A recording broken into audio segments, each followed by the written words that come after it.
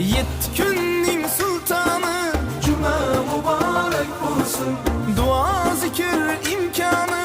ayyam mübarek olsun, Yetti kunning sultoni, Cuma mübarek olsun,